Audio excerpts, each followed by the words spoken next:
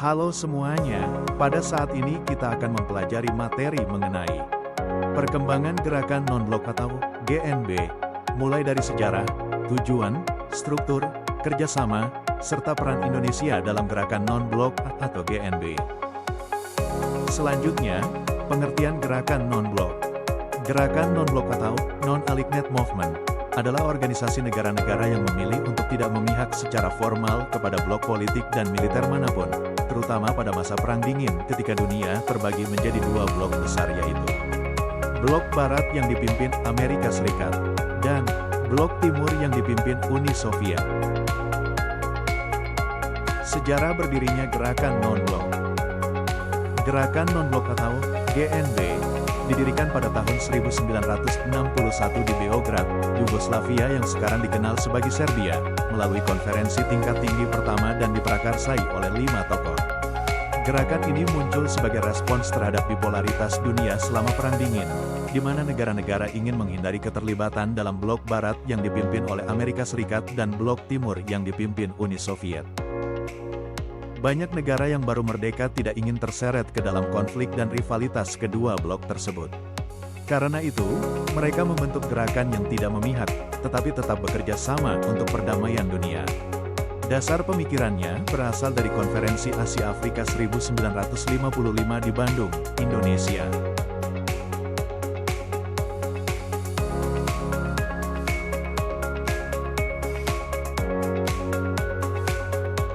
Tujuan gerakan non-blok. Yang pertama adalah menjaga kemandirian politik. Dengan tidak memihak pada blok manapun demi menghindari keterlibatan dalam konflik militer dan politik. Tujuan kedua adalah mendukung perdamaian dunia. Gerakan non-blok mendorong penyelesaian konflik secara damai serta menolak kolonialisme, imperialisme, dan segala bentuk dominasi. Yang ketiga adalah kerjasama pembangunan.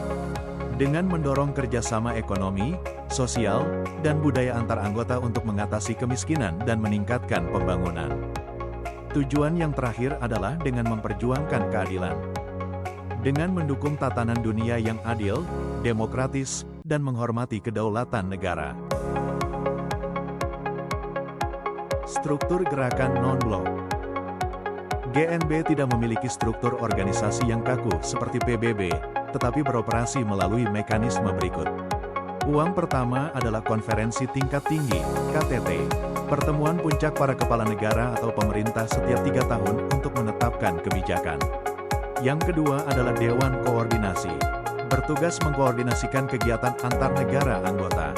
Yang ketiga adalah Sekretariat, dikelola oleh negara tuan rumah KTT terakhir, yang menangani administrasi sehari-hari.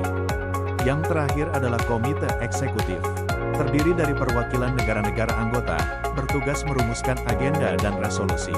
Struktur ini fleksibel, dengan keputusan diambil berdasarkan konsensus, dan tidak ada sekretaris jenderal permanen. Kerjasama dalam gerakan non-blok, GNB. GNB bekerja sama dengan organisasi internasional seperti PBB, ASEAN, dan Uni Afrika untuk memperkuat suara negara-negara berkembang dalam isu-isu global seperti perubahan iklim dan kemiskinan. Kerjasama dalam GNB mencakup berbagai bidang seperti dalam bidang politik dan keamanan. Dilakukan koordinasi posisi bersama di PBB, seperti dukungan terhadap resolusi perdamaian dan penolakan intervensi asing. Dalam bidang ekonomi, dilakukan inisiatif seperti South-South Cooperation untuk perdagangan, investasi, dan transfer teknologi antar negara berkembang.